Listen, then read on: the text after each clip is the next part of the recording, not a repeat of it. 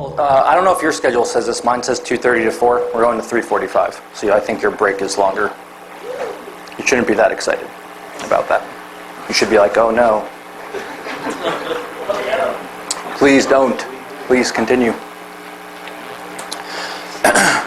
So what I want to talk about now, the title, this is the title it gave me, Entrepreneurship Research. It's probably, that sounds very grandiose.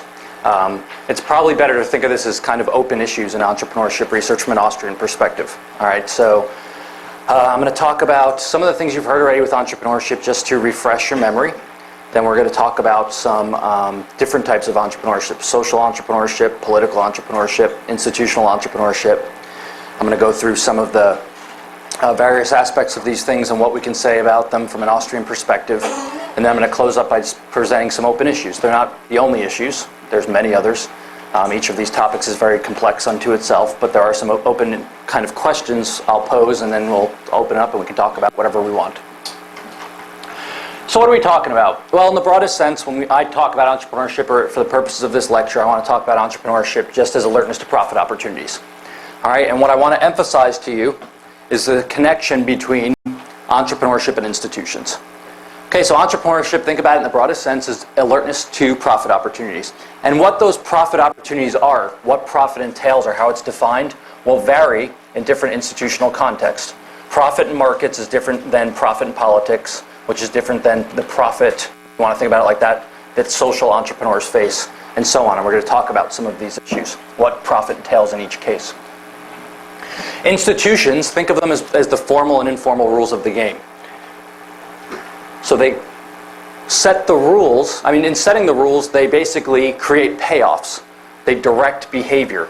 Formal rules, think of them as codified rules, anything written down. Institutions, club rules, anything that's codified. Informal rules are culture norms, a lot of the things we've been talking about over the last couple of days. Okay, so these are the rules of the game. They frame human behavior. Basically what they do is create payoffs associated with certain types of behavior. All right, why does this matter for entrepreneurship? Well, as I'm going to discuss momentarily, as in right now, institutions shape entrepreneurial opportunities. The wealth of nations, and I mentioned this yesterday, is determined by the market process. The ability of entrepreneurs to engage in mutually beneficial exchange, which enlarge the division of labor and allow for increased specialization, and that is the process through which wealth is generated. In order to do that, you have to provide incentives for people to engage in those behaviors, meaning the institutions have to be such that the payoff to engage in those behaviors is relatively high. Again, what I had to mention this yesterday, in contrast to the view that wealth and poverty is a function of the existence of an entrepreneurial spirit or lack thereof, that's one hypothesis. Okay, it's a purely cultural type hypothesis, right? You either are entrepreneurial in nature or you're not. And therefore, irrespective of the institutions, you'll be more or less entrepreneurial. Some societies will be more entrepreneurial than others. An alternative hypothesis is purely institutions, which is poverty. Poverty is a function of institutions which provide a relatively low payoff to productive entrepreneurship. And before I move on, I want to distinguish three types of entrepreneurship. So just to kind of recap, you have entrepreneurship, alertness to profit opportunities. You have institutions, which are the rules of the game. And what activities are profitable is a function of the institutions. They create payoffs to different types of activities. You could think of three kind of categories of entrepreneurship types, if you want to call it that. This is from William Baumol, who's at New York University. He has a paper in the Journal I think it's the Quarterly Journal of Economics that paper's in. Or no, Journal of Political Economy, one of those two. I can give you anyone the reference who's interested, you can email me. And he makes this distinction between these different types. And you could maybe think of others as well, but for my purposes, this is fine. Productive entrepreneurship is what you and I think of when we're talking about wealth creation. It's positive sum in nature. You innovate or you trade with people. It's mutually beneficial. It makes both parties better off. You create a new product, or you come up with a new production technique which lowers the cost of existing production and existing goods and services. It's productive. It's wealth enhancing. Okay, so that's typically what we tend to mean when we talk about entrepreneurship. But there's two other types as well. One's effective. I mentioned tornado soda yesterday, and we talked a little bit about that. And of course, the idea there is there's an informal economy, an underground economy that needs to evade formal rules. Why? Well, because they're burdensome. They raise the cost of engaging in productive activities. So the informal economy, underground, it's still productive. There's still mutually beneficial trades happening, but you don't realize the full gains that you could, precisely because you have to allocate some resources to evading formal rules, formal authorities, in order to engage in those productive trades. So these trades are productive in the underground economy, but they could be even more productive because you could, instead of wasting resources having to engage in tax evasion, in getting around regulations, you could invest those in more productive activities. And finally, unproductive. Unproductive is either zero sum or negative sum. Someone gains at someone else's expense, or on net it makes society actually worse off on the whole. Crime, rent seeking. All right, rent seeking is this idea that you expend resources to basically secure the transfer of other resources. Lobbying, right? Why is that negative sum? Well, you're just moving existing resources around, and you're spending resources to just shift stuff around that already exists. You're not creating anything new, right? From a societal standpoint, it's wasted resources. You're just taking $100 that you have, giving it to me, no new wealth's created, but you spent money to facilitate that transfer. I had to lobby politicians to take it from you and redistribute it to me. All right, I like it, right, because I get the money. You don't like it. But on the whole, society's no better off. In fact, we're worse off because we've wasted resources that could have been used for productive activities. So productive, unproductive, evasive. In reality, most societies have some mix of these things, right?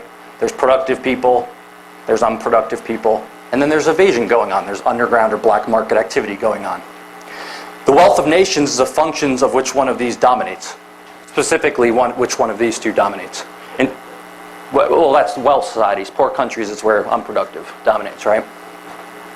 So keep this in mind. Here's a perfect illustration of this logic. This is the Korean Peninsula, a photo taken at night. It's a satellite photo. All right, north and south. Hopefully you can see the difference. That's like Kim Jong-il's nightlight, right? And that's like South Korea, right? Now, this also is a perfect illustration of why the cultural hypothesis doesn't hold, at least in all cases, because they share a common cultural history, right? So it's purely an institutional explanation. Productive entrepreneurship, unproductive entrepreneurship, right? Like North Korea invests its resources like in having the world's largest flagpole, right? Like in a demilitarized zone. They like that because it shows their power. It's as far as flagpoles goes, it's sturdy, right? Citizens probably don't like it that much because they're starving. It's like, all right, we have a tall flagpole, right? Down here, they're like, we don't need the flagpole. We can have lots of wealth, okay? That's the perfect example of this type of productive, unproductive logic. You've heard this already multiple times, so I'm not going to go through the whole calculation argument again. You heard, I think, Kerzner may have talked about it, Betke talked about it. I mentioned it again yesterday. So just to briefly review, when there's no private property in the means of production, there's no market in the means of production. No market in the means of production, you can't have prices in the means of production. No prices, no rational economic calculation. You have no way to weigh the relative scarcity of how to, or the opportunity cost, if you want to think about the alternative uses of the means of production. Therefore, you have no way of engaging in rational economic calculation to figure out how resources should be allocated to maximize their value to society, which is the core economic problem.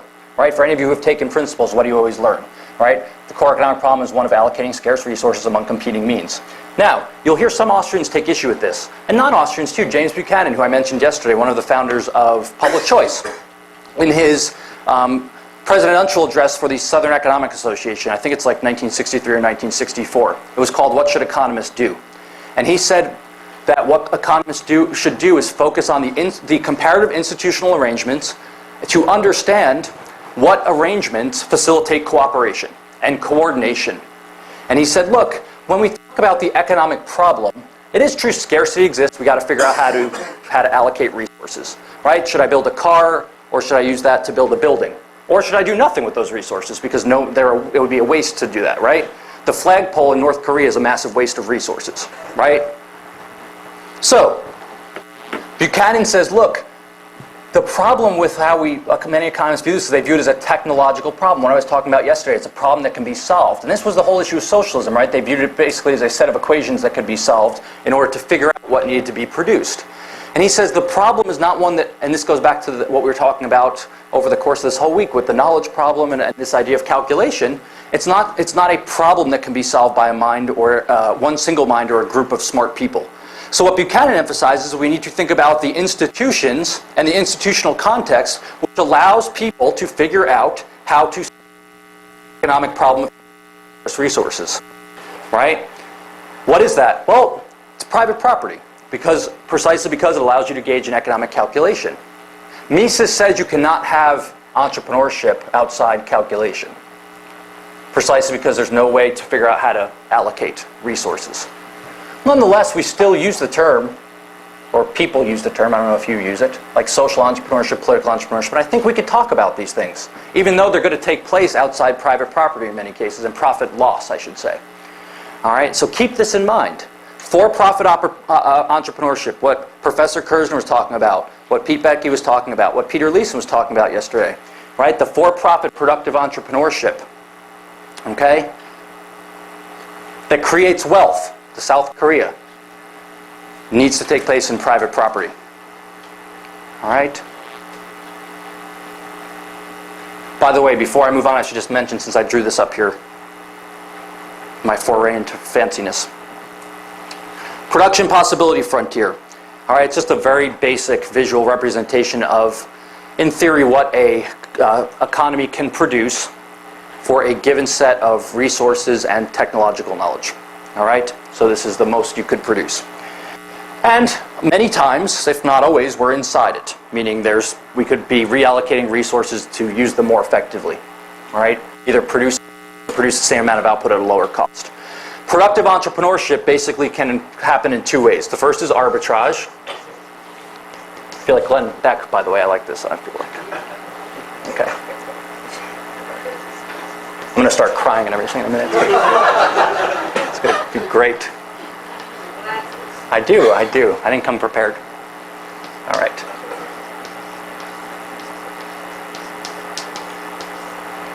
All right. Productive entrepreneurs, and if this is too small, I'm going to speak about it. I realize I don't write very well. All right, you're inside the production possibility frontier. Again, all this means is you could be doing better. You could given existing resources and existing technological information, you could reallocate resources in a manner that generated a higher amount of wealth or a better use for society. Through arbitrage is buying low and selling high. What does it do? Resources from lower valued uses, right? That's one function of productive entrepreneurship. Arbitrage, right? That's existing resources. I buy them from you and I resell them over here. And we're all better off. I'm reallocating resources. And go to someone who values them more. That's the end result of that exchange, right? So it moves us from like point A to B. And these are just made-up points to show you. So it's a shift within a movement within an existing PPF. But then we have innovation. Innovation's coming up with a completely new way of doing things. That shifts the PPF out. We now have new technological knowledge, basically. Now we can do even more stuff with existing resources as compared to what we could do before. This is the essence of progress and development, right? We can basically increase real output due to increases in real productivity. This is the function of the productive entrepreneur. A to B is arbitrage, B to C is innovation. It's the economic development. All right? So, look, you've heard this all week long. For-profit entrepreneurship. They bet. Entrepreneurs think there's a potential profit opportunity. Right? I was just talking to this gentleman. What's your name? Steven. Steven's, by the way, starting a business. He's an entrepreneur. We'll see if he's productive or unproductive. He might end up lobbying. In which case, he'll be unproductive. What's the name of your business again? Amagi Clothing. I have a card. Everyone buy a t-shirt. Anyway. He'll be disciplined by these three things. Private property, relative prices, and profit and loss. And we'll see if his business is profitable, but there'll be a hard constraint, right? Which is if no one buys his stuff, he'll run out of money. And he'll know that he's misallocated resources. That's the essence of for-profit entrepreneurship. All right, and what does this ultimately mean? Well, it means that markets have a tendency to be self-correcting. Again, do not misinterpret this. This does not mean people don't make mistakes or that resources are not misallocated. They continually are. People make mistakes all the time. We all do. We buy stuff that we wish we hadn't. We do things that we wish they don't. Right? I always tell my students to remember this. Like Ron Burgundy in Anchorman. Remember he like pours the milk all over his face and he's like, milk was a bad choice. Ex post regret, right? He's like dumping it all over his beard and everything. It's all caked in there. Ex post regret, right? It's precisely because we don't know what we're doing, or we don't have perfect knowledge, I should say, and we make mistakes that markets are so powerful, precisely because there's built-in feedback to correct such mistakes. And on top of that, there's positive spillovers because others can observe it as well, right? For instance, I doubt, and maybe you did, I doubt when you were considering your businesses, you're like, I can either do t-shirts or I can maybe go back and make like a typewriter, right? And open like a typewriter business. I think there's a profit opportunity there, right? Why? Why did you not think of that, or at least I'm going to guess you didn't? Because you have observed that other typewriter makers are not overly profitable.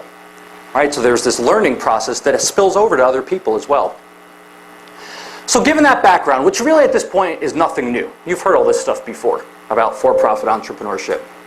Let's talk about entrepreneurship in non-price settings. Now I want you to remember what we've just talked about, which is the connection between entrepreneurship, the alertness to profit opportunities, and how those profit opportunities differ in different contexts. So keep that in mind. Second, the payoff to different activities are the result of institutions.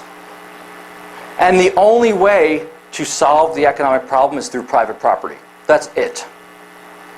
There's no other way to do it.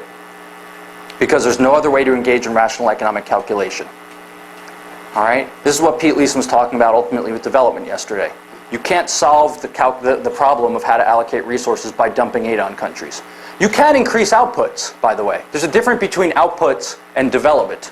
Right? The rules of the world, if I spend more money on desks, we should get more desks. Right? If I say I'm taxing you all on buying desks, and then I say, guess what guys, I got more desks, you'd be like, yeah, okay, got that. That's what we would think. You went to a store and bought desks. Right? And you took our money to do it. The fascinating point, by the way, is that we try to increase outputs to help poor countries, and we fail in so many cases. That's the interesting point, where you and I are like, if we want more bread, we go buy more bread and we get more of it. Right? So we can't solve calculation problems, but we can increase output. Right? You can build lots of flagpoles. You can take money and build tall flagpoles. No one denies this.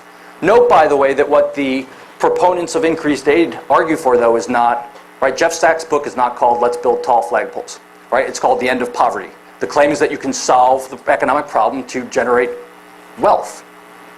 Right? So keep that in mind, because we're going to keep coming back to that. So what we're going to be talking about is entrepreneurship in different settings. We're going to start with social entrepreneurship, then I think political entrepreneurship next, then institutional. So let's talk about social entrepreneurship. The literature on social entrepreneurship is a mess. It's all over the place. People define it differently, what constitutes social entrepreneurship. So I'm not claiming by any means to have the definitive definition. Okay? Just one I like to use. But basically, it's entrepreneurship driven by social considerations, peer recognition, appreciation, charity, strengthening social ties, and bonds. So you're not really concerned about economic profit, money, right? You're not concerned with political power, those type of things. All right? We tend to think of social entrepreneurship as being somewhere in the middle of markets, for-profit entrepreneurship, and politics. And of course, a lot of this idea of social entrepreneurship and civil society, right, came from like, well, didn't start with Tocqueville, but Tocqueville talked about, and Democracy in America talked about talked about this concept of the art of association, right? And this idea that as he toured throughout the United States, America, he noticed that he said that American citizens had a unique habit for the art of association. And he pointed out how these associations stood between the selfishness, pure selfishness of markets, but also the need for government, the publicness of government. And he said that these associations were so important precisely because they served as a way of solving problems collectively, but without government. And they actually solved as a check on government precisely because of that, because you didn't have to be overly reliant on government to figure out all your problems, because you could rely on these social networks. Now this idea over time has become bastardized, right? Like if you look at like the World Bank, IMF, they have social capital or civil society initiatives, where basically they dump money into countries to start associations. That's not what Tocqueville meant, right? He wasn't like, cool, let's start taxing people and funding groups of people over here and call them associations. It's like, no, they were voluntary associations that emerged through individual initiative and entrepreneurial behavior, precisely so they could solve collective problems at the local level. So here's the problem. What social entrepreneurship, it's true they act with private property. You can set up a nonprofit, you can get donations. That's your property. I can't come and bash you over the head and take it. So you have property, but they're nonprofits, which means you're not subject to the discipline of the profit and loss mechanism. All right? And as Mises says, in Sis's book Socialism, he says when we can't engage in economic calculation, we're basically lost in the dark. Right? We don't know what to do. But nonetheless, we do see nonprofits being successful in their goals. We do see people saying, I am going to build a school. I am going to help poor people. And in some cases, not in all cases, in some cases they're successful. So how do we justify this in the context of what we talked about? Well, we can talk about feedback mechanisms in the context of social entrepreneurship. They're different than for-profit entrepreneurship. But what I need you to keep in mind is, again, this is why I brought it up, is this idea between actual economic development, increases in wealth, which require a solution to the economic problem, and increases in output. And social entrepreneurs, when they're successful, can increase the output of certain goods. They cannot solve the economic problem. You cannot have a wealthy society with just social entrepreneurs running around, right? Non-profits running around. You couldn't, because they can't engage in economic calculation. Right? They can observe problems that they view as problems, what they view as problems, and then solve them. Some will be effective, some won't. We'll talk about those disciplinary mechanisms in a moment. But what they can do is increase output, and that's ultimately what they do. If you think about what nonprofits do, they have a goal and they increase a certain output, all right, when they're successful. Or they decrease the output of a bad. Right? Increase the output of a good, decrease the output of a bad. So let's talk about some of the things, the disciplinary devices, keeping in mind that they're limited by economic calculation. The first is just reputation effects. You start a nonprofit, assuming you don't get government support. Okay, your budget does not come through the government. Let's assume that for a moment. You have to raise funds. You can either use your own money or you can raise money from donors, which means you have to convince people to transfer their private property to you. All right? What does this ultimately entail? It entails them betting on you, that you are going to actually deliver on what you say you're going to deliver. There's reputation collateral, basically. All right? If you fail, right, you convince a donor, I want to help children start this after-school program. It's going to be great. You have a nice PowerPoint presentation. They say, I buy it. I'm going to give you $50,000. Right? But I want to see these outputs. Right? I want you to show me these metrics, and then you fail. Right? What happened? You have basically suffered in terms of reputation capital. Next time you go to that donor and say, well, I'd like for this project, they say, well, wait, you failed the last time. Now notice, I'm not saying this is akin to the profit and loss mechanism in any way. All I'm saying it is a constraint that social entrepreneurs face. Another is community support and buy-in. If you're trying to do something within a community and you're trying to get buy-in to do some local community function, you can tell if community members want it because they're willing to buy in and help you with it, either through monetary donations or through actual help. Right? I say, I think we should allocate our time to cleaning up the park this weekend. Everyone meet at 8 a.m. And then I'm like the only one standing out there with my little pick and garbage bag. Right? And I'm like, well, I guess they don't want a clean park. They prefer sleeping in.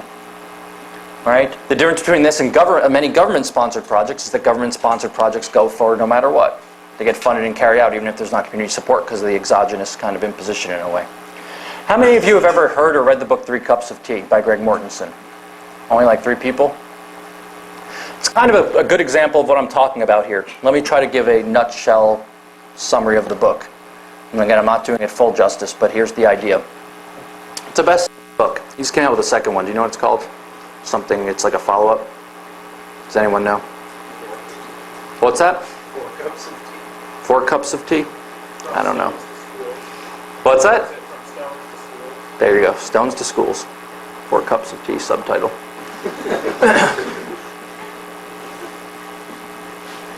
Here's the idea. This guy, Greg Mortensen, was basically, and if I'm getting any of this wrong, correct me, because I read it a long time ago. He's basically a hiker. He goes up, he's like not like in the trails here. He's a mountain climber. And he's in, it's Pakistan, right? Outside Pakistan, right? So he's going up Pakistan, and something happens with the team because of storms. They get stuck up there. All right, and these villagers who like live in the mountains rescue him and take him back to their village. All right, and they nurse him back to health. And he feels obligated, he wants to help them, to basically reciprocate. they want, and they want a school. They say, we'd like a school, we'd like somewhere to educate our children. So what he does is come back to the United States, and I think he's like living out of his car, if I remember correctly, because I think he was like a nurse technician or something like that before that. Not that that's relevant to the story. He goes around, he starts trying to convince people to give him money to build a school, private donors, and he gets turned down a whole bunch of times. He finally finds a couple people, but there's the main donor, and I forget his name, says something to him like, don't screw up, right? And basically it's this point right here. It's like, if you screw up, this is it, right? So make sure you're going to deliver on what you promise you're going to deliver. The whole thing is the story of him raising this money, then going back, securing all the resources, all the trials and tribulations he goes through to do this, and he ends up building the school. And it's the perfect example of this type of logic, right? He had to basically convince donors to give him their hard-earned money to support this project. They wanted certain things for giving them, turning that money over to him. He was putting up his reputation collateral with these donors. In order to build the school, he needed community support, especially there because he needed the local knowledge of how to secure resources, but how to, it's not like, they had a crane in the mountains of Pakistan. It's like tied to like a donkey, right? He's like pulling wood up the mountain and stuff like that, right? And he built it at the end. And it's a perfect type of example of what this kind of thing is, of local entrepreneurship, social entrepreneurship actually accomplishing ends. All right? Now look, we can't be confident that in doing that he allocated resources to their most highly valued use, that he solved the calculation problem. We cannot say that, precisely because there's no calculation. We can't, outside the realm of profit and loss. But we can say that he increased the output of schools in that village, right? He succeeded in doing that. All right, and that's the essence of social entrepreneurship. There's feedback from the standpoint, people are going to turn over their money so they have an incentive to give it to people that they actually think are going to do good. Does that work in every case? Of course not. We know lots of people, maybe it's you, maybe you know other people, that say, okay, this year I'm just going to write a check for $100 to St. Jude, right? It's not like I sit down and be like, okay, I want it to go to little Billy, and I want this to go over here. It's like, no, I just write the check and I trust that they're going to use it, right? Do I really know how they're going to use it? No, there's like the standard principal agent problem. I can't perfection. I don't know exactly what they're doing, right? But that's an argument for keeping social entrepreneurship in many cases at a smaller level, precisely because you can overcome that monitoring problem to make sure that you're actually using resources to increase the outputs that you want. So this is in some sense the essence of social entrepreneurship, or at least what we can say about it. And again, I'm going to go through each of these and come back at the end and talk about some open issues, and then we can open it up for discussion for each of the different types. Political entrepreneurship. Basically what I'm talking about here are political entrepreneurs, are entrepreneurs, so they're alert to profit opportunities, and they're act in political institutions. They can be elected officials, they can be bureaucrats. All right? And basically, what do they view as power? Well, there's different types of political power. One is monetary gain. I like a higher income. Job security. I like the idea that I'm a bureaucrat, and I know as long as I do a minimum amount X, I won't lose it. It's very unlikely I'll lose my job, right? If I work for the Department of Education, it's not like, boy, I worry the Department of Education is going under tomorrow. All right, as long as I don't screw up too bad, I'm good to go. There's power, prestige. Right, I'm sure you can think of others. These are just some examples that I came up with. By no means an exhaustive list. So what are political entrepreneurs doing? Well, they're people that act in political institutions, and they try to obtain either one or some combinations of these types of profit, or others, if you want to expand the list. All right? Now the question is, what's going on in terms of the feedback mechanisms? And there's really two views on this. There's a public, in the literature, there's basically two views. The first one comes out of mainly the political science, public policy type literature. And the public choice view comes out of the kind of economics or public choice literature. All right? The public interest view of political entrepreneurship basically that political entrepreneurs do good things. They benefit society. Competition between political parties, between different agencies, in some sense that approximates competition in markets. We like competition in markets precisely because it generates desirable characteristics for you and I, consumers. The public interest view of political entrepreneurship holds a similar type of logic, but for political entrepreneurs. If the Democrats don't give you what you want, you vote for a Republican the next time, or a third party candidate. All right? And so on. So that's the kind of logic. In contrast, the public choice view. Again, just to highlight what I mentioned yesterday, at the core of public choice economics is the idea of symmetry of assumptions. If we assume that people in private markets are self-interested and respond to incentives, we have to assume the same logic about those acting in political institutions. Which does what? Again, it shifts the debate, or the way we talk about political entrepreneurship, to a consideration of the incentives created by political institutions. And basically, public choice view is more skeptical. While the public interest view sees political entrepreneurs as contributing to the public good, being positive sum in nature, if you want to think about it that way, the public choice view sees it as basically negative or zero sum. And the basic logic of the public choice model is the following. In democratic politics, you get perverse outcomes in many cases. All right, and there's a couple reasons why. The main one being the logic of rationally ignorant voters and special interest groups. And just, I'm sure some of you are aware of this, so I'm going to repeat, but I'll try to make it brief so I don't bore those who already know this. The idea of rational ignorance in voting is very straightforward.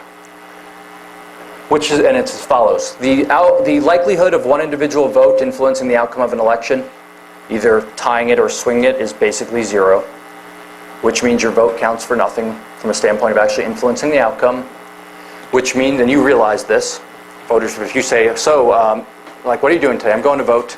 Oh, do you think you're going to swing the presidential election? You got that? And he was like, no. It's like, well, if you voted for, like, the Green Party, would it change the outcome? No, I know that, right? It doesn't matter. Right? But people vote anyway. We'll come back to that in a moment. But what happens is, because people realize that their vote counts very little, they don't want to incur the cost of getting detailed information about the different candidates. In other words, they remain rationally ignorant. They're ignorant of the specific details, but it's rational.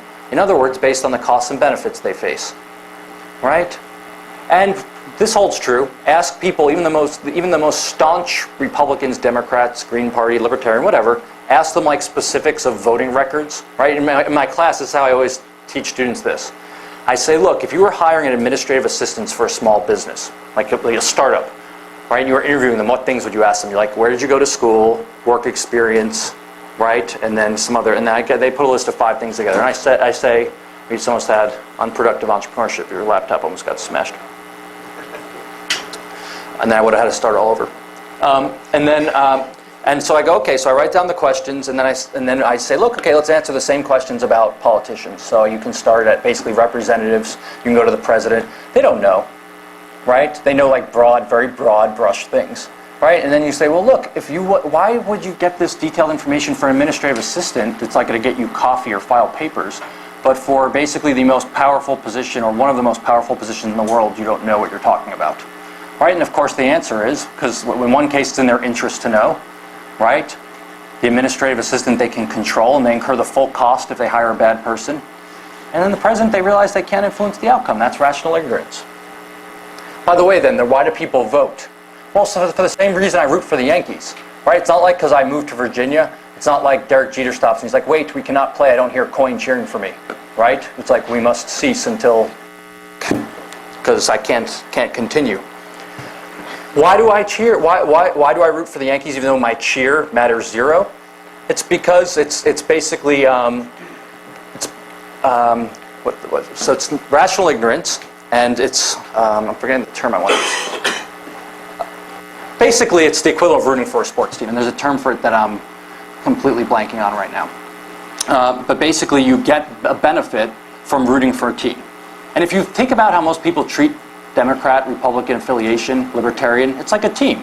They wear T-shirts, they put posters out in their yard, right? They cheer for them, right? Club good. Club good, what do you mean?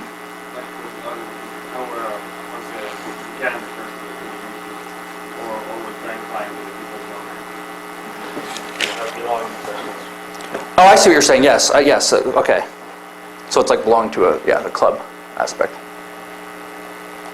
It's no different than cheering for a team or anything like that. And that's why people vote. All right? It's not instrumental, basically. You're not instrumental in the outcome. Special interest groups. Here's the thing. While individuals don't have an incentive to be rationally aware of details, special interest groups do. Right? Why? Well, because what do special interest groups do? They're just collections of voters who go to politicians and say, look, if you give me X, I will get all of my group to vote for you here. Right? In some cases, that's a lot of people. Think of like the teachers union or something like that. Which is why, by the way, politicians seek those endorsements, precisely because of this logic. Right? So, you and I don't care about the steel industry, unless you're in it. Maybe some of you are in it, I doubt it. I don't know what's happening in it. I don't know what kind of subsidies they get or tax breaks or whatever. Right? They know. Believe me, they know. Because it's in their interest to know, and it's not in my interest to know. Likewise, you and I don't know what's happening with agricultural subsidies unless you're in that business. They do. Right? Again, how do I show this to my students? I give it a little questionnaire and I say, how much is a parking ticket at this school? How much is your tuition? They know those things. A parking ticket's like $10. And I say, how much does the US give to like rice subsidies? Right? Guess what? It's a lot more than $10 a year. Right? Or sugar, right? Producers, or agricultural. None of them know that. Why? Because what special interests do is concentrate the benefits on their members. They get all the benefits. Right? And then they are able to spread the costs among consumers. So each time you and I go buy milk, for instance, we pay a couple cents extra. Right? And that's not enough to like get us to go to Washington, D.C. and lobby. It's like, I don't want to pay 3 cents per gallon anymore. Right? I demand that you remove it. Well, if you aggregate that over all the gallons of milk that are sold, that's a lot of money that goes to milk producers. Right? And that's why special interest groups, again, concentrate benefits on their members, disperse the costs on consumers. Okay? So what happens? You have vote-seeking politicians, they want votes to get elected, rationally ignorant voters, and special interest groups. Right? The result is perverse outcomes. Profit opportunities are tied to getting reelected. How do you do that? Well, you have to get as many votes as possible. So you have to promise certain things to certain groups of people at the expense of others. This won't be new to most of you. The question is, can you be confident that what's going to happen is in the public good, productive outcomes? I'm going to guess most of you realize lobbying. You know what's happening in the world today. It's not like you're ignorant of this, right?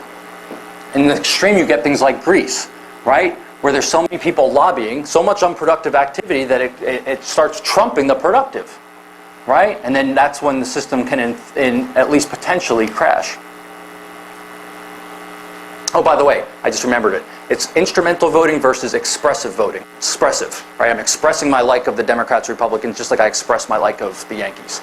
All right, so that if you ever hear that distinction, instrumental voting means you're instrumental in the outcome, right? That would be like your vote mattering. By the way, I do vote like, when I was at Hampton Sydney College, there was like 8 people in the department, or 7 people. There was a good chance my vote could actually influence the outcome there, right? So I would vote every time we voted on something. My hand would go up.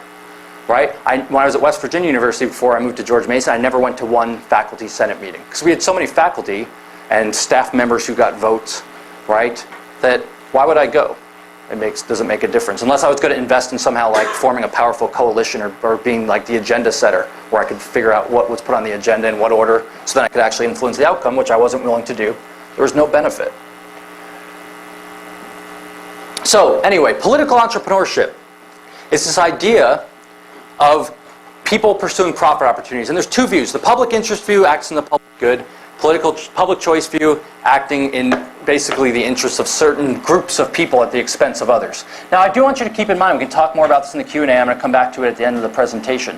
We do see changes for the better. Right? We see reforms. Pete Beck was talking about this with transitions. Right? You hear about the Thatcher Revolution. There are changes to political institutions that we can say are good. And when I say good, which is, I know it's value loaded in a sense, but what I'm saying is it enhances productive activities. One of the questions, the open issues, is figuring out how to go about getting that. And I think that's come about in several of the lectures. When I talked about foreign intervention yesterday, we talked about, well, how do we get these things? Well, that's an open issue. Pete Becky talked about some of the issues during his lecture on transition. So it is something to keep in mind. Institutional entrepreneurship. Remember what institutions are. They are the formal and informal rules of the game. Entrepreneurship takes place within those institutions. Private property, where it exists, is an institution. For-profit entrepreneurship takes place within it. But changes can also happen to the institutions themselves, right? Changes can happen to the institutions themselves. You can have a new constitution. You can make amendments to an existing constitution. You can come up with new informal norms that allow for cooperation. These are all forms of institutional entrepreneurship. They are changes to the rules themselves. They can be changes to the formal rules or informal rules. The interesting question is, how do you get these changes? And you can see there's clearly a link here between political entrepreneurship that I was just talking about and institutional rules, because changes to political rules are really changes to political institutions. Right? So they're related in a way.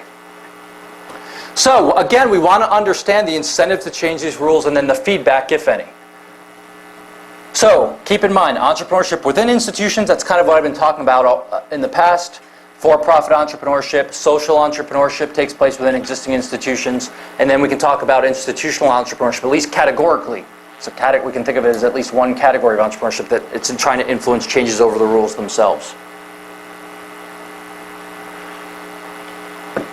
Well, one of this is a very easy case to talk about, which is any time it's linked to profit, then you basically can engage in calculation and have profit feedback. What's an example of this? Private provided law. Privately provided law. If you think about most weak and failed states, for instance, all right, they're called weak and failed for a reason. The governments are bad. When I say bad, I mean the worst in the world, right? It's not like they lose money in their bureaucracy. It's like they're willing to like cut off their citizens' arms and stuff. Take their stuff, bash them over their head, kill them. Right? The worst of the worst. What do you have there? Well, the government's typically unproductive. Any productive activity you engage in, they squash it. So what do you get? To the extent you get any cooperation at all, it's evasive. Which does what? Well, typically it limits the division of labor to very small groups of people. Right? You trade with your family and friends, basically. Well, in many cases, and Pete Leeson's going to be talking about some of these in his next lecture on self-governance, you see the emergence of norms that allow the group to expand. All right? They're linked to profit opportunities directly. To the extent they're successful in expanding cooperation, they increase productive activities, which increases profit, people's wealth. So there's feedback to whether norms are good or not. Do they generate more cooperation or don't they? In many cases, you see this, especially where the state is either absent or dysfunctional. And the state can't be everywhere. You can't have the state where this is Pete's point about having a policeman in every corner. It's too costly to enforce. So even in cases like the United States, or other places where you could consider it a good government, if you consider it that, go with me, right? You still have lots of informal norms that facilitate cooperation. And you and I take advantage of these on a daily basis. All right? Now, some of these take place in the shadow of the state. You can call the police, for instance, but lots of times, I mean, look, we walk into Walmart, we don't walk into someone's house and start picking up stuff. It's like, how much is this? It's like, who the hell are you? Right? You're like, I'd like 2 of these. Right? I'm like, no. It's like, well, I just walked into that guy's private property, Walmart. He didn't say, there's a greeter there. Right? He didn't say I had to get out. I picked his stuff up, tipped it around, shook it, put it back, I dropped it, I broke it. Right? There's lots of different norms. Right? We hold the door for people. You don't have to. You can't slam it in their face if it hits them, but you don't have to hold it for them. Right? We have informal norms, ostracisms, basic manners. These things facilitate cooperation. But lots of these norms take place outside market signals too. And when that happens, we cannot be confident that they're basically facilitating development through calculation. All right? So to the extent institutional changes are linked directly to profit opportunities. All right? Think again about the emergence of norms that facilitate cooperation, which allow for trade. We can tell people have feedback about if what they're doing is good or bad. If I want to trade with you, got to figure out ways to cooperate. There's trust issues. How do I know you're not going to screw me over? Well, the first best might be relying on an effective state to enforce contracts. Right? We have contracts, we sign it. If you renege on your end of the contract, I can call the police, I can take you to court and seek retribution, and so on. But if those formal mechanisms are absent, if we're going to make this happen, we need to come up with some other way to trust each other and have make enforcement possible. And Pete Leeson's going to go through several different mechanisms and theoretical and actual practical and empirical explanations of some of these mechanisms and in the world as they exist, right, that allow for cooperation. And many of these are the result of institutional entrepreneurship. People figuring out ways to do things. All right? So what do I want you to take away from this? And then we'll open it up. Well, I'll go through a couple open questions, then we can talk about whatever you want.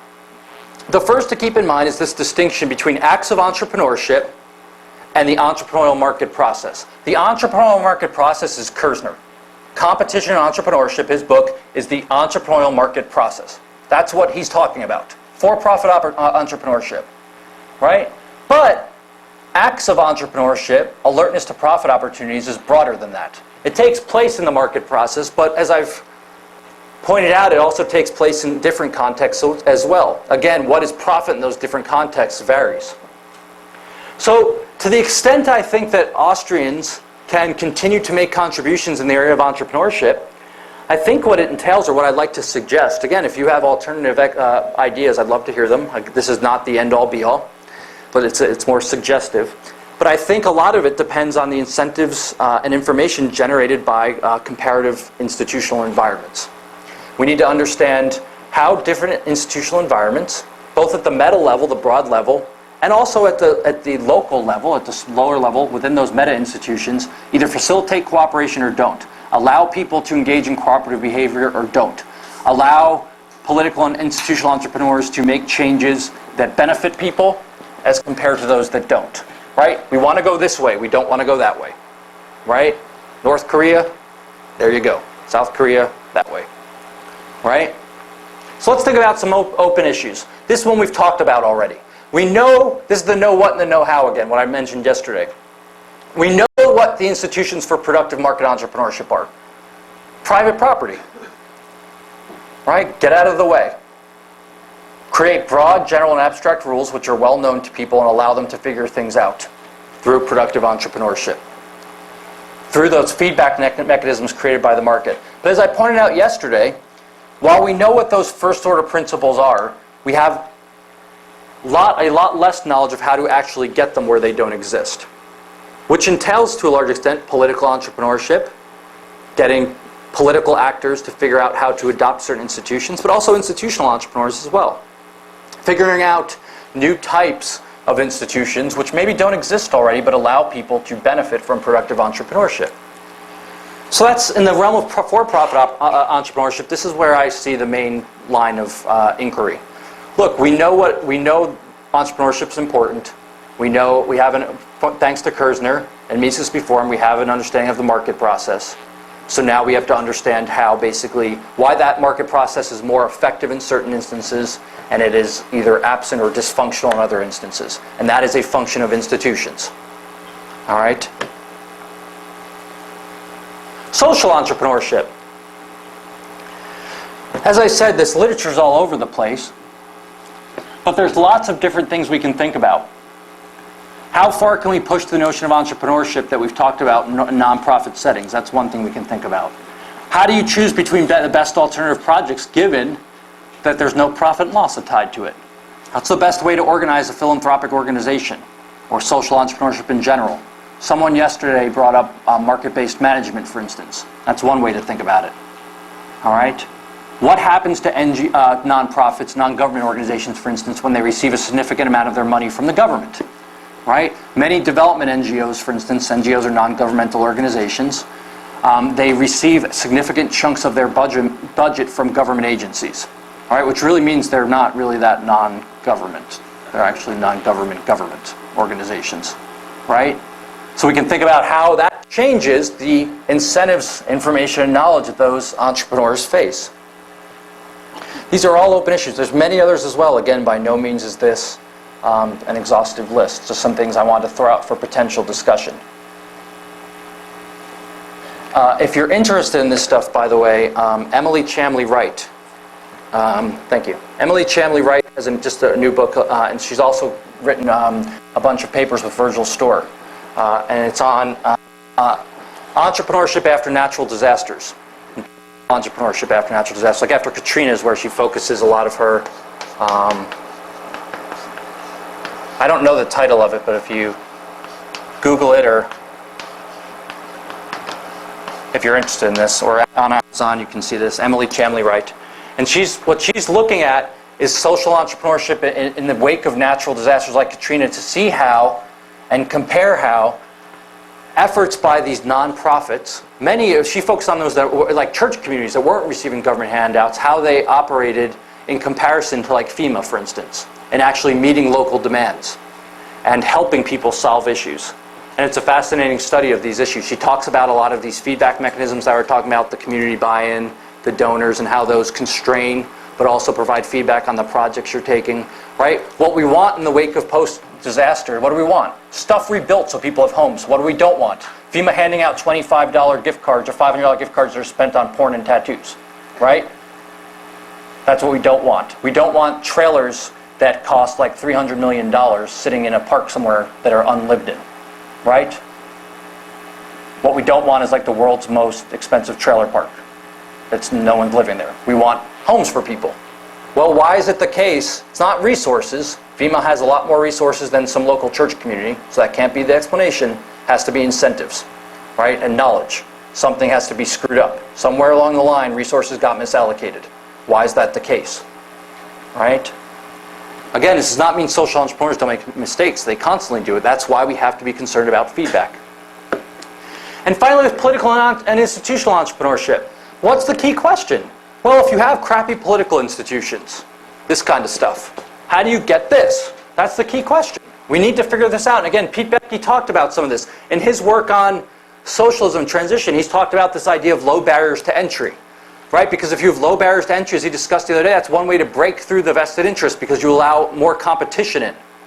Right? Deanna Weinert, who's a student of Pete Leeson's, she talks about innovation and technological change. The core problem is that when someone has a monopoly on something, right, there's benefits attached to holding that monopoly. So even if getting rid of it is beneficial at a societal level, they're not willing to give it up. Right? They're a vested interest. They have a vested interest in maintaining the status quo. The question is, how do you shock out of that status quo? That's the whole issue. This is what Pete Becky was talking about last night with all these transitions, privatization. How do you shock the system? Right? One idea is gradualism in the case of transition, one shock therapy that he talked about. But in general, how do we do that? One of the things Deanna has explored is how monopoly privileges, which people are unwilling to give up, one way around it is to basically allow for entrepreneurs to figure out other things such that the thing you have a monopoly on is irrelevant. Right? That's like saying if the government had given a monopoly to a typewriter producer, to use that example again, that would be irrelevant now. It's like I'm the only person that can produce typewriters. And you're like, that's very nice, I don't want one. Congratulations. Right? So entrepreneurship can make monopoly privilege irrelevant. And finally, Mansur Olson. Someone brought his name up over on this side of the room, I think yesterday during whoever was sitting over here, for a different topic. Again, he was an economist at Maryland. One of his books was The Rise and Decline of Nations. He has several good books, Logic of Collective Action, Rise and Decline of Nations, Power and Prosperity. But basically in this book, here's what he talks about. It's kind of sobering, which is basically in democracies, as democracies go on longer and longer, those vested interests, those special interest groups start building up more and more.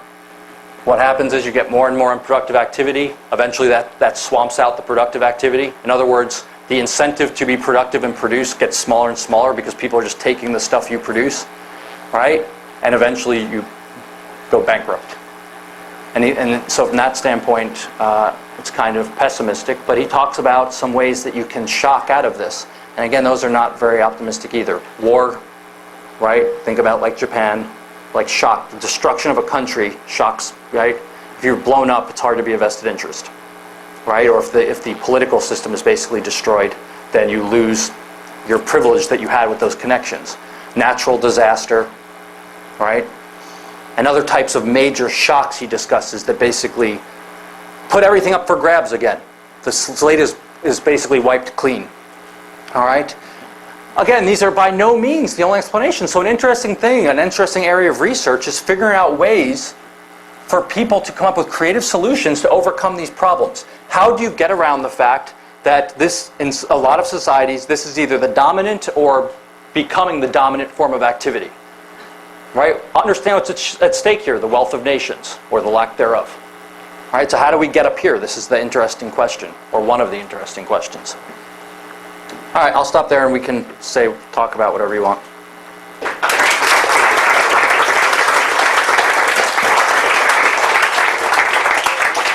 We have about like 15, 18 minutes for questions. Yes, sir.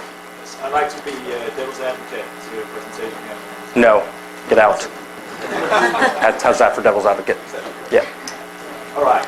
So, while I agree with that framework about productive, evasive, and unproductive, Yep. I would claim that many companies might start productive, but as they grow, will need to become more and more unproductive because most industries are heavily regulated and so on, right? Well, if you claim that companies that grow hire good people and are actually skilled at what they do in order to grow, and if you then say that the property being redistributed by the state, that these people are now advocating to get a part of as part of the unproductive activities of the company, right? That would hurt the shareholders that would then reinvest it, right? So, in fact, you could argue that unproductive entrepreneurship, while not ideal, is still productive entrepreneurship because it gets some of the money and resources that the state has extracted back into the private market. Sure. By the way, I don't think this is against this framework, by the way. Because remember, I pointed out the distinct categories when I said in reality it's a combination of them. By the way, you also could envision, for instance, unproductive activities, lobbying, expenditure of resources to block potentially harmful things that could be worse off in the future, right? Which allows for more productive activity in the future as well. So you can think of, by the question, by the way, I'm sorry, I should have repeated the question.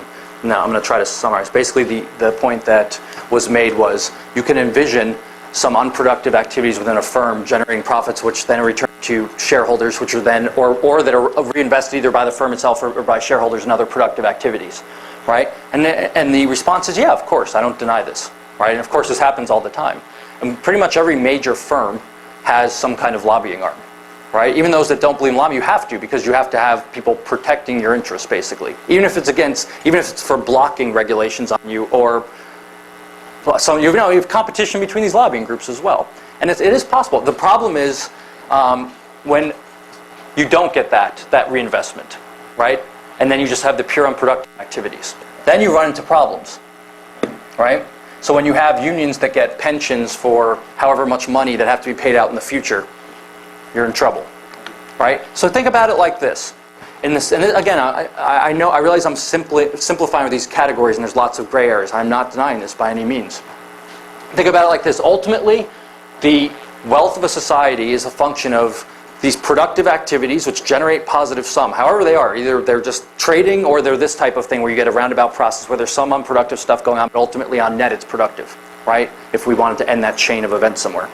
There's that, and then there's the unproductive stuff too, which is pure cost, right? As long as this is ahead of the game, you're good to go, right? But when you start going like this and the unproductive starts becoming dominant, then you run into problems because there's basically there's no other surplus being generated to redistribute. Right? You can't become wealthy with purely unproductive activities because it's literally just moving stuff around, right? So, but again, your point is very well taken. And that, by the way, is very an interesting line of inquiry as well, right? At the firm level, how these different things play out, and how they, on net, you still can get productive outcomes, even if there is unproductive activities going on. Yes, sir?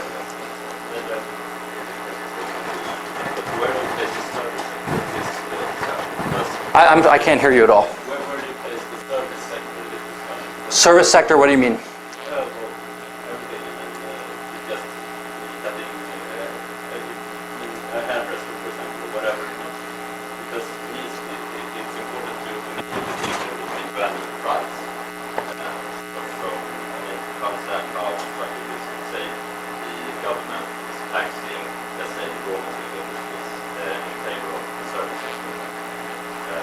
So my question is how you define value.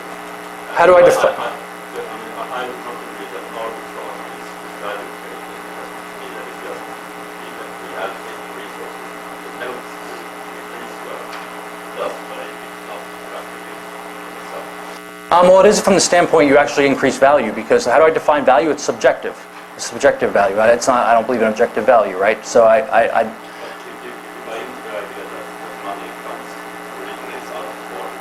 What's that now? If you agree with that money originates from barter trade, then value should be something tangible, right? Value should be what? Value should be something tangible. Tangible? No, I mean it is. What's that?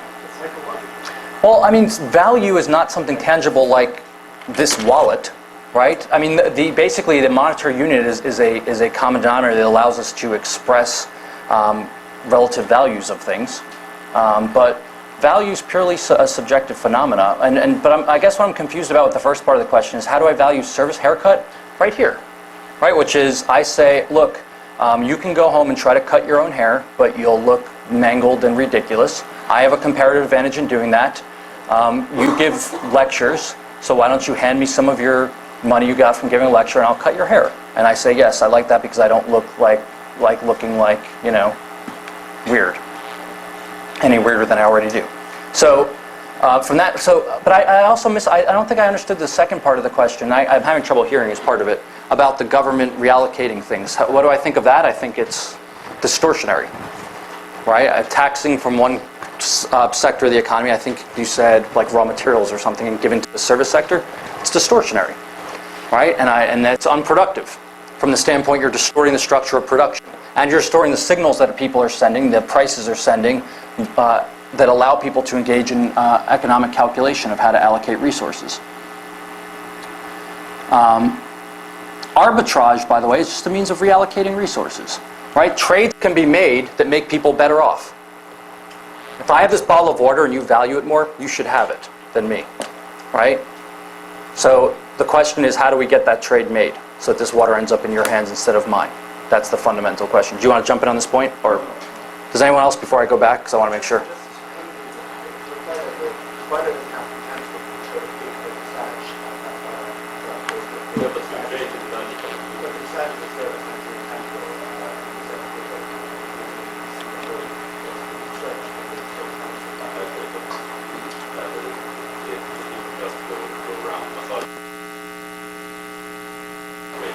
I don't know, maybe it would. I would like if everyone went around massaging each other. That's what we should do.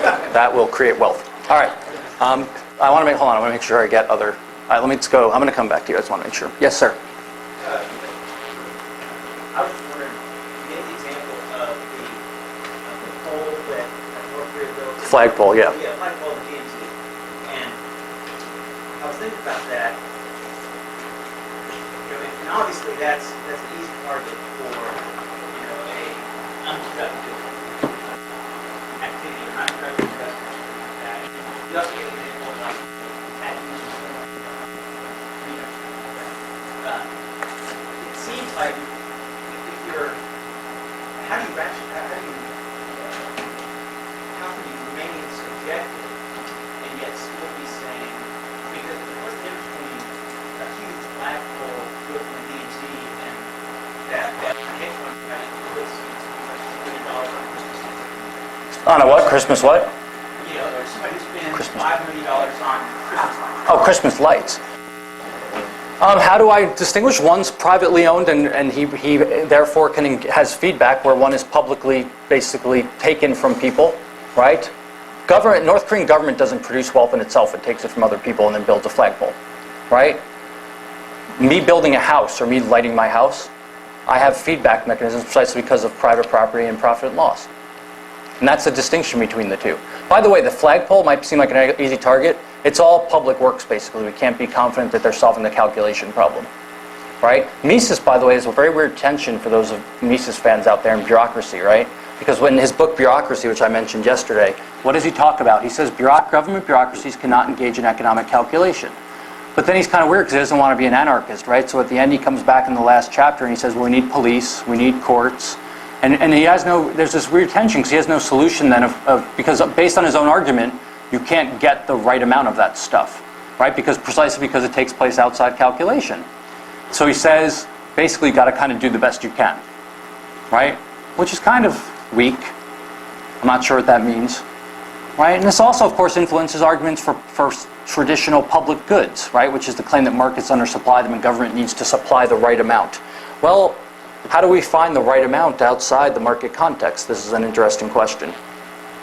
So the difference between those things is one of feedback, is that do you own the resources you're expending, and you have the feedback to make sure you're using them correctly. Now, lighting the house, probably, I'm going to guess you brought that up because it seems ridiculous to you.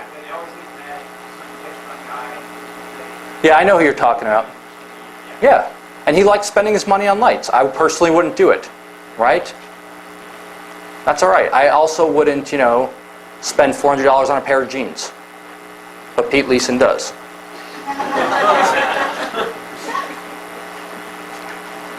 It's true, by the way. I'm not making that up. I'm serious. You can ask me about them during the Q&A. Load it. To what extent do you think that public choice should be more Austrian-ified in the way that, like... Austrian-ified? Yeah, something like that. That's like what I am after my breakfast in the morning. I'm Austrian-ified. Like the concept of a capital structure is closely related to entrepreneurship, and this is something like after in public choice. Well, you could think of public choice in similar lines, or... In terms of having its own capital structure, or influencing the or political decisions influencing the capital structure. Let's see. Well, I don't know. I'd have to think about that. Like, what? Do you have a 5-second nutshell of what that? Making investments in political support, something like that. So extending the structure of production into the future, kind of. Or like roads or block rolling. The concept of you scratch my back, I scratch yours. That is sort of an investment. You guys love your back scratching massages. You're very big on touching. I'm going to stay away from all of you. I don't know. I have to think about that. About if we could make an analogous argument. But I would say this: to the extent that capital structure doesn't exist, it's not like I would say I can't make this claim. Assuming we can come up with some analogous capital structure type logic, which I'm not saying we can yet until I think about it more.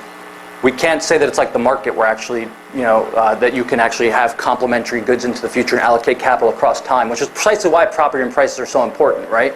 And this is the calculation thing. You have to, it's as the structure of production gets longer and longer, reliance on those prices become more and more important because the number of alternatives and the time, right? Thank you. Become increasingly longer and longer. So you wouldn't have those same feedback in politics. So I know we could say that, but I'm not sure we can. I'd have to think more about it, I guess is my answer. Yes, sir. What do you think of schemes regarding political entrepreneurship, whereby some people, for instance, a constitutional political representative raises government spending that personally tax or lowers government spending in receives a payment or indexing their salary to Both. Yeah. So the question was, what do I think about rules that basically try to provide incentives for politicians to do good things? That's basically what you're saying. So it's either penalizing them for raising taxes. I don't know. I guess they're nice. I mean, I don't know. I'd have to see exactly what it was. And in theory, it could work. Something like that. Where I've heard things like this, like indexing their salary to it, the growth, or it would raise the cost of certain behaviors and raise the benefit of others. So from that standpoint, it might be good. I'd have to know the specifics before I gave a firm answer. What's that? To me, that would be even more scary. It's more scary? Because if you think about it, here's a politician and now say, okay, I have GDP growth or any type of growth is going to influence my pay. Yeah, you get distortions to jack up GDP. It's going to start playing, it's going to be fully central planning. We might get something like a stimulus package. Oh wait, that came already? Yeah. Like Cash for Clunkers Part 8 or something. I would like politicians to be stimulated to stand still and just sit and do nothing before Well, you get a massage, and then you're stimulated to sit still. Yeah, and they're all tied together. Well, look, here's the thing. In theory, if you were actually, now that I think about it, thank you very much, it's a good comment actually. Now that I think about it, I don't like what you're saying. And here's the thing about that. And you're exactly right, which is if you're going to do that, come up with those rules, just come up with a rule that says something like Hayek's and Buchanan's generality principle. So when you pass something, it applies to everyone, basically, equally, right? So you can't, if I'm going to give handouts to pig farmers, I have to give them to everyone, right? And then what we'd want to do is just constrain their hands across the thing so they can't raise taxes. Because there are these unintended consequences of doing that type of thing. So they won't raise taxes, but they'll raise taxes indirectly on things, right? Through other forms of regulation or whatnot, which is really the equivalent of a tax, right? It's just not one that's paid out per se. All right, I'm going to come back to you real quick, and then I'll keep going around. There's one question I'd like to put to you. We have like 3 minutes, so short and sweet. In 1999, Dr. Klein wrote a paper about corporate governance and entrepreneurship, for instance. Peter Klein you're talking about right now? Peter Klein, yeah. And that's an area that when I mention that to business people, it gets a lot of interest. Now I keep promoting him to do more about that, because I think the Austrians would have some insights on that. Would you like to comment on that debate? Corporate governance? No. Governance and entrepreneurship. Yeah, it's clear that is a huge area. My dad has a book on it, by the way. He's not an Austrian. I tried to be, well, he is kind of, but he doesn't know it. I've been debating this for years. I've been working hard. But he actually just wrote a book called he's been a board member now on different boards for years. And he talks about, he does kind of approach it from an economic way of thinking with incentive alignment. He doesn't talk about like calculation or anything like that.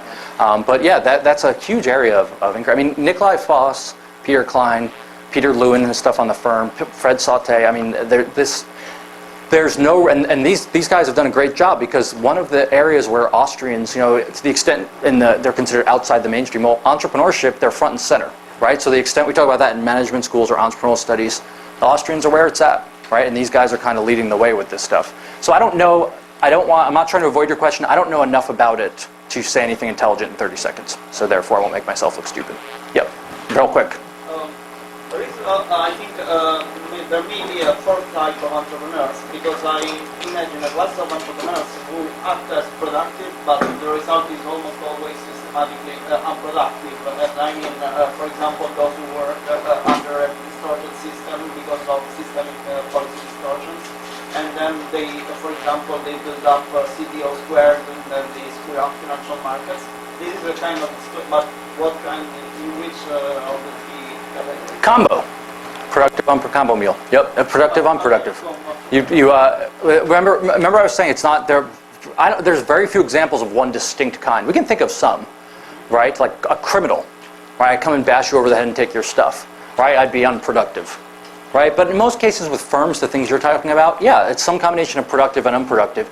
And the gentleman in front of you, his first question related to this, which is many times in pursuing one or the other, you have the consequence of doing the other, or you might pursue one and then have the other outcome. You might pursue productive and have some kind of unproductive portions elsewhere. But this again is an argument for creating what I talked about with broad institutional environments that put constraints on government so you don't have these things. Do we have time for one more or no? That's it. Thank you all very much.